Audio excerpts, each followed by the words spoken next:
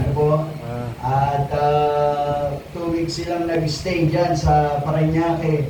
At bago sila umuwi ay dumaan sila rito sa atin. Ano po? So salamat sa Panginoon.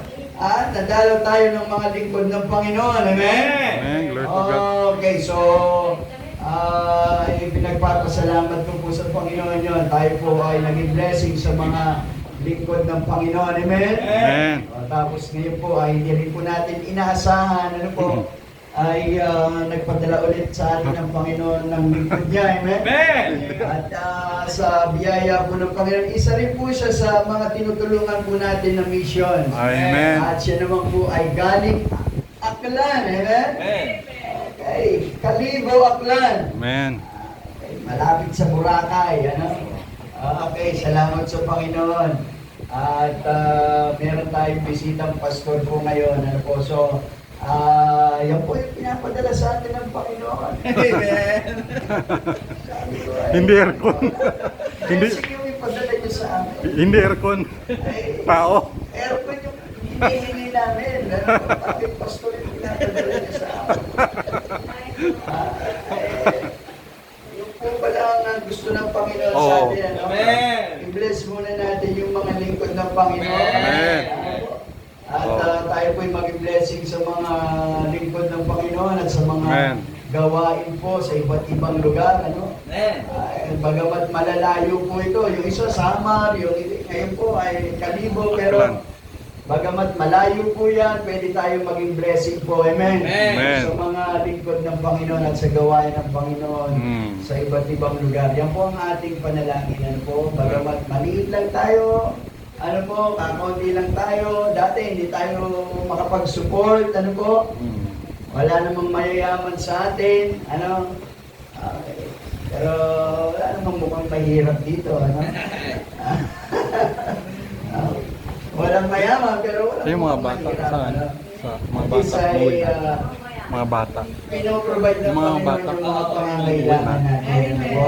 Amen. So, ibig sabihin, meron tayong Diyos na buhay. Amen? Amen. At pwede tayong gamitin ng Panginoong instrumento, maging daluyan tayo ng mga pagpapala, ano po. Nag-umpisa tayo sa maliit lamang, ano po. Pero ngayon po, ay nakakatulong na po tayo sa 5 missions. Ano po, Wow. ating panalangin. Amen. Praise the Lord. Madadagdagan pa po yung mga missions Oo. na yan, ha.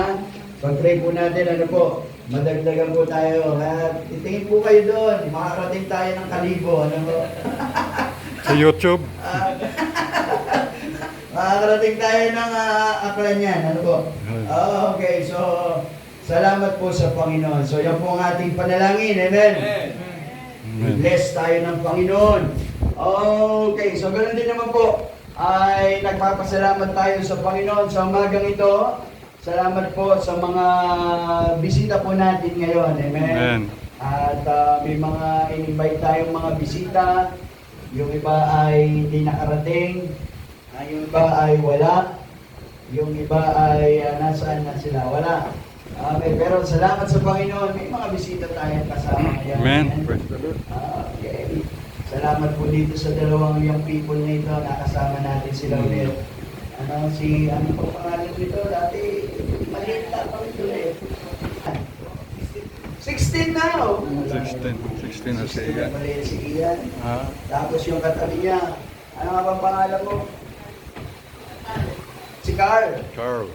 Bisita. Ral. Ano ba yan? Oral. Ang layo.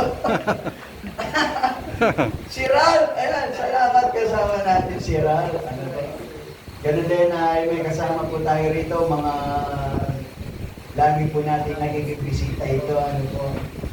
Kayo po yung mga na-bisita ko na rin po isang beses doon sa inyo. Ano po? Salamat kasama natin ito. Si Ate, nakalimutan ko ang pangalan. Ayun. Maripe. At saka si Elchi. Ayan. Ito natin yung ating mga bisita. Mamaya po, papakilala ko sa inyo yung ating tagapagsalita. Amen. Ano po, bibilisan natin yung ating Jesus took my burdens all away. Once my was heavy with a load of sin. Jesus took the load and keep me this way. Now I'm singing as the days go by, Jesus will